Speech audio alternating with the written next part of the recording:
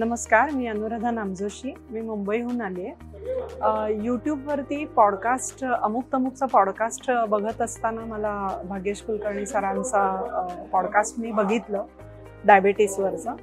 आणि ते पॉडकास्ट ऐकताना मला असं वाटलं की हे काहीतरी वेगळं आहे. जनरली औषधं किंवा व्यायाम हे सगळेच रेफर करतात, पण त्यांच्या बोलण्यामध्ये इमोशनल मॅनेजमेंट, रिग्रेट मेडिटेशन किंवा ग्रेटफुलनेस असे शब्द ऐकायला आले, जे मला खूप वेगळे वाटले. आणि म्हणून मी 5 दिवसाच्या रेसिडेन्शियल रिट्रीट कॅम्पला रजिस्टर केलं आणि इकडे आले. मला 1-2 वर्षापूर्वी डायबिटीस डिटेक्ट झाला, जो थोडा सौम्य स्वरूपात आहे. पण इकडे आल्यावर माझ्या लक्षात आलं की माझ्या अपेक्षेपेक्षा खूप वेगळं काहीतरी मला अनुभवायला मिळालं. जसं की नेचर कनेक्ट, जे मी इमॅजिन पण नव्हतं केलं की आकाशाशी किंवा आपलं शरीर किंवा माणूस हा पंचमहाभूतांनी बनलेला आहे, तर त्यातल्या प्रत्येक कंपोनंटशी कनेक्ट होणं आणि कृतज्ञतेच्या दृष्टीने त्यांच्याशी कनेक्ट होऊन त्या चांगल्या गोष्टी आपण अंगीकारूया अशा आविर्भावाने त्यांच्याशी कनेक्ट होणं आणि ती कृतज्ञता अंगी बाळगणं आणि ह्या गोष्टींनी इमोशनल, तसंच लोकांच्या प्रती आपल्या मनात जो काही राग, आपल्या रोजच्या जीवनात छोट्या छोट्या गोष्टी असतात त्याबद्दल आपल्या मनात जो काही थोडासा राग असतो, द्वेष असतो, असूया असते किंवा कधी कधी कृतज्ञता पण असते, ती पण तिथल्या तिथे एक्सप्रेस करणं खूप महत्त्वाचं असतं. हे इमोशनल मॅनेजमेंट जर का नीट नाही झालं तर त्याच्यामुळे पण फिजिकल प्रॉब्लेम्स होऊ शकतात, हे मला पहिल्यांदा कळलं समहाऊ.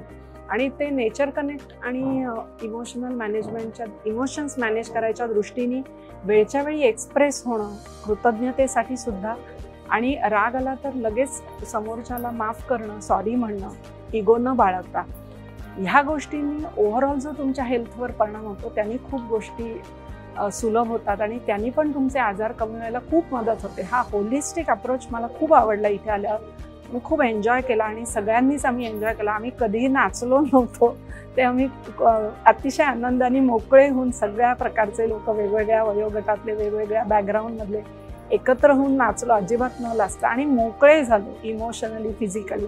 खूप मजा आली. आणि त्याच्यातलं डाएटचा सरांनी सांगितलं, त्या खूप तशाच सोप्या गोष्टी आहेत की कच्च्या भाज्या, फळं ह्यांचं प्रमाण जास्ती वाढवा, ग्रेन्स कमी करा. या खूप नवीन आणि वेगळ्या गोष्टी मला शिकायला मिळाल्या आणि मी अगदी, मला समाधान आहे की मी हे ऑप्ट केलं आणि आले इकडे.